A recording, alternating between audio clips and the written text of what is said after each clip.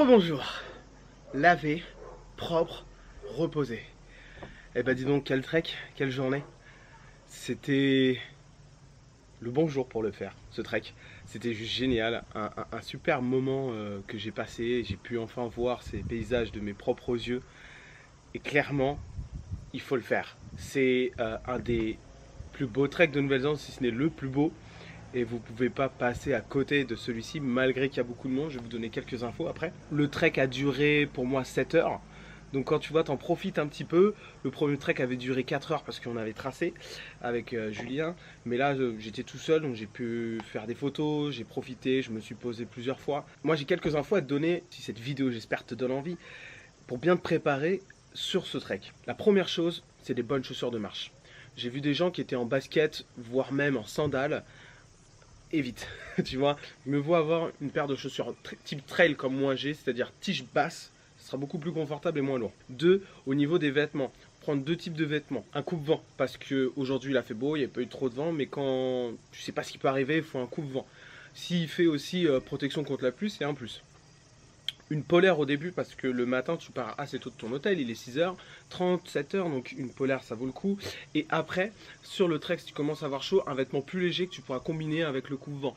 Ça permettra d'éviter de transpirer comme j'expliquais dans ma vidéo. La transpiration, c'est pas une bonne chose. Pourquoi? Parce que tu vas perdre de l'eau, tu vas te fatiguer plus vite et il faut savoir une chose, c'est qu'il n'y a pas d'eau disponible en fait sur le trek. Il y a des toilettes, comme tu as vu, mais il n'y a pas d'eau. Donc il faut vraiment que tu fasses très attention à ça. En troisième, ce que je peux te conseiller aussi en accessoires, bien sûr bonnet et lunettes de soleil. Si tu es un peu fragile de la peau, petite crème solaire, tu peux prendre aussi. Et quelque chose qui est intéressant, c'est des bâtons de marche. Les bâtons de marche, c'est pas destiné pour les seniors, c'est vraiment pour tous. Ça permet de libérer en fait la pression qu'il peut avoir sur les genoux et en fait équilibrer en fait les forces en poussant un peu plus sur les bras, en libérant la pression sur les jambes, les genoux, et c'est très intéressant. Je me souviens que il y a 2 semaines, quand j'avais fait la première fois ce trek là, il y avait beaucoup plus de personnes, vraiment beaucoup plus. Au minimum, et Bamo, le chauffeur nous avait dit qu'il y avait à peu près 2 ou 3 000 personnes sur le trek. Hier, il y a eu beaucoup plus de monde, il nous expliquait encore une fois, parce que c'était dimanche. Aujourd'hui, on est lundi, donc déjà, ça libère un petit peu. Ce que tu peux faire aussi attention, c'est aux périodes de vacances. Là, je suis en plein mois de janvier, donc c'est la période estivale. Il y a beaucoup de gens qui sont en vacances, donc il y a beaucoup de gens qui en profitent. Tu peux venir soit un peu avant pour profiter quand même des bonnes températures, soit à la fin. Déjà, tu auras moins de monde. Venir plus en semaine plutôt qu'en week-end. Et au niveau des horaires, tu peux partir un peu plus tard. La plupart des gens commencent là-bas entre 7 et 8 heures.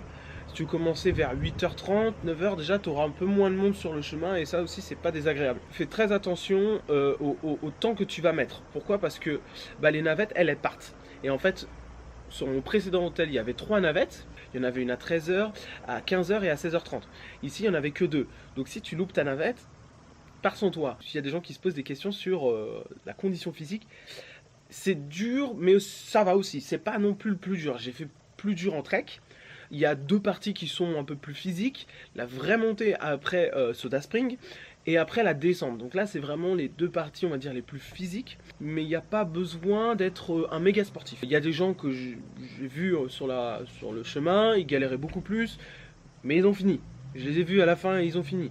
Donc ne fais pas trop de soucis parce que les Néo-Zélandais, ou en tout cas l'autorité néo-zélandaise, met beaucoup de... Oh là là, attention, prépare-toi, machin.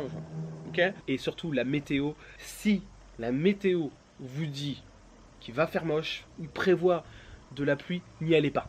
N'y allez pas parce que nous, on a eu la surprise, ils disaient oh ça devrait aller, et finalement on y est allé la première fois, c'était une cata. N'y allez pas. Prévoyez, quand vous faites le Tongariro, ils vous disent c'est beau. Il n'y a pas de... Ouais, on sait pas trop, ils disent qu'il fasse beau parce que sinon vous allez être vite déçus, vous allez arriver en haut, vous allez rien voir. Donc, ouais, prévoyez bien ça, ouais. Pour finir, moi je me suis amusé comme un fou, j'ai pris des photos, des vidéos. J'espère que cette vidéo t'a plu. Bien sûr, je fais des vidéos pour vous montrer, mais j'espère qu'un jour aussi, que toi tu kiffes. Que tu kiffes le moment aussi, que tu viennes et que tu dis waouh, c'est juste incroyable. Et clairement, ça restera une des places fortes aussi en Nouvelle-Zélande. De toute façon, il y a eu beaucoup d'endroits que j'ai archi kiffé en Nouvelle-Zélande, mais là aussi c'était magique, majestueux, il n'y avait rien à dire. Je me suis bien retrouvé dans le paysage des Seigneurs Anneaux. Et après, voilà, tu arrives tout en haut de Montongariro. Voilà, c'est super beau quoi. Et il y a encore 2-3 trucs qui arrivent avant que je parte dans une semaine en Argentine. Donc prochaine vidéo, ça sera sûrement Mata Mata, ça sera le village Hobbiton. Là ce coup-ci on va passer d'un extrême à l'autre, on passe du Mordor au village Hobbiton. Et ça devrait être marrant aussi. Donc c'est mes derniers jours ici en Nouvelle-Zélande. C'était un vrai bonheur de refaire ce trek. Un peu mal aux jambes, j'avoue, j'ai un peu mal aux genoux. Et voilà. Bah, moi je te dis à très bientôt pour de nouvelles vidéos. Moi c'est Mika et je vous emmène. Allez, salut les internautes.